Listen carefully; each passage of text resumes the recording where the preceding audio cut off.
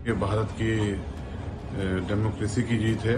वक्फ संशोधन बिल के पास हो जाने से हमें ये उम्मीद जगी है कि इसमें करप्शन का खात्मा होगा।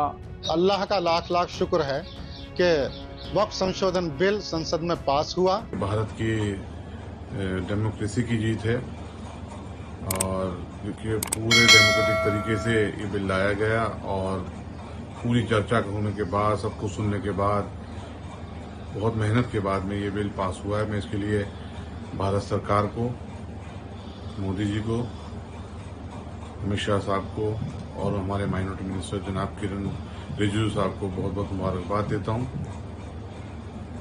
मोदी जी का शुरू से 2014 से जब से आप प्रधानमंत्री बने तो उन्होंने एक ही बात कही है, सबका साथ, सबका विकास और सबका विश्वास। तो उन्होंने अपनी इस बात को कायम रखते हुए इस बिल को पेश किया अपनी सरकार की तरफ से और मुसलमानों के हित में एक बहुत बड़ा कदम उठाया, जिसको आज कामयाबी मिली है। सरकार ने मुसलमानों के हित में ये कदम जो उठाया है, ये बिल्कुल उनके भविष्य के लिए, खासतौर से वो मुसलमान जो गरीबी रेखा के नीचे जी रहे हैं, उनको बहुत फायदा पहुंचेगा। क्योंकि वक्फ के जो आमदनी है, जिस तरीके से हमने इसके प्रावधान देखे हैं, अभी सुने हैं कि इसमें जिस तरीके से प्रावधान किए गए हैं कि आज तक जो वक्फ की आमदनी का दुरुपयोग हो रहा था, उसका सदुपयोग होगा वाकिफ की मंशा के अनुसार भी और जो वक्फ का कानून है उसके अनुसार भी, शरीयत के हिसाब से भी। मैं तमाम मेंबरान पार्लियामेंट का शुक्रिया अदा करता हूं कि जिन जिन लोगों ने वक्फ संशोधन बिल के समर्थन में वोटिंग की, और भारत सरकार को भी मुबारकबाद कि वो वक्फ को रख रखाव सही तरीके से, जायज़ तरीके से और उसकी आमदनी को गरीबों तक पहुंचाने के लिए एक बड़ा कदम उठाया। अब वक्फ संशोधन बिल के पास हो जाने से हमें ये उम्मीद जगी है कि इसमें करप्शन का खात्मा होगा और हमारे बुजुर्गों ने जिस मकसद के लिए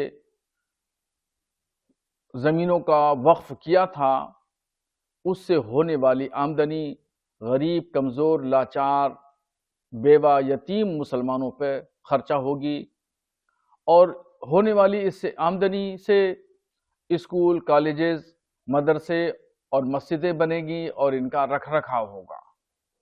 मुझे तो वक्फ संशोधन बिल पार्लियामेंट में पास होने से बेहद खुशी हुई है। अल्लाह का लाख लाख शुक्र है कि वक्फ संशोधन बिल संसद में पास हुआ।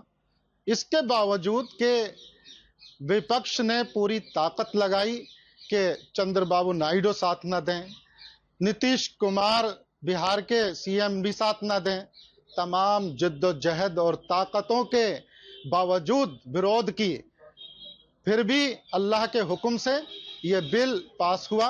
तो हम मोदी सरकार के भी बहुत बहुत शुक्रगुजार हैं।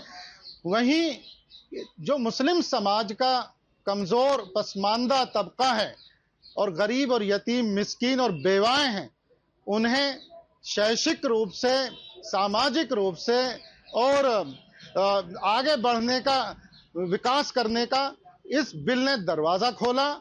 जिनके अधिकार माफियाओं ने हड़प कर लिए थे, वो प्रॉपर्टीज माफियाओं से छीन के गरीब पसमानदा तबकात के लोगों को दी जाएंगी। उससे शैक्षिक रूप से और सामाजिक रूप से, आर्थिक रूप से भी मुस्लिम समाज के कमजोर तबके को आगे बढ़कर विकास करने का अवसर अब मिलेगा।